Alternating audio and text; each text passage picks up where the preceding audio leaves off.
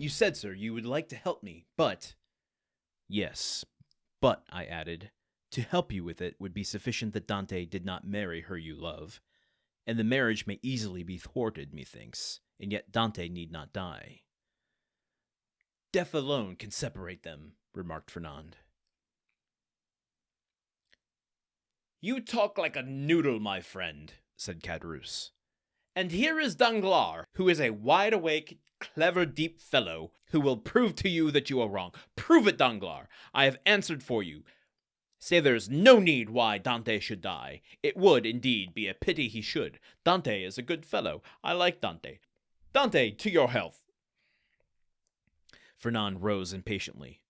Let him run on, said Danglars, restraining the young man.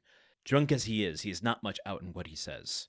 Absence severs as well as death, and if the walls of a prison were between Edmond and Mercédès, they would be as effectively separated as if he lay under a tombstone. Yes, but one gets out of prison, said Caderousse, who, with what sense was left him, listened eagerly to the conversation. And when one gets out, and one's named Edmond Dante, one seeks revenge. Well, there you go. I think the rest of the book was just kind of laid out for us and foreshadowed in that little passage there. I think. I don't know. But isn't that the basic premise of the book? I guess. Spoiler alert.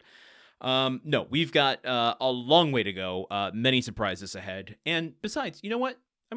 Here's a little side note on spoiler alert culture. It's not about what happens. It's about how you get there. So take that to your next conversation that you have with someone who tries to spoil something for you. Anyway, Caderousse feels like a Chekhov character at this point, doesn't he? I mean, he likes Dante now, or is that only because he's like super drunk? Hard to say. But my goodness, I'm having a blast playing him. What should we say about what happens here contextually? I guess I can go into this. It feels a little, like I don't really want to draw the parallels to what's happening right now. But let's keep it rooted in the Count of Monte Cristo, shall we, folks? Basically, Danglars is suggesting here that we don't have to kill Dante. All we have to do is get him wrongfully imprisoned. And, at this time, you could basically hold someone indefinitely with minimal evidence. And yeah, I think that kind of if they think that you might be a threat to the establishment. So that is scary and not good. And Danglars, I think it really shows his wit that he thinks, oh, okay, we can be clever about this and not actually draw blood. I don't know how Fernand is going to respond to this because he seems to be pretty passionate. But we're kind of talking about different types of criminals here, aren't we? A crime of passion versus a premeditated crime.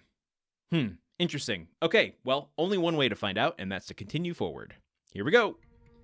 The Countdown of Monte Cristo is part of the Gruntwork Podcast Network.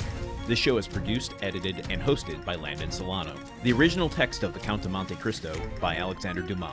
Theme song by Magic Solo. If you want to support the show and others like it, visit patreon.com/gruntworkpod. Thank you for listening. See you tomorrow.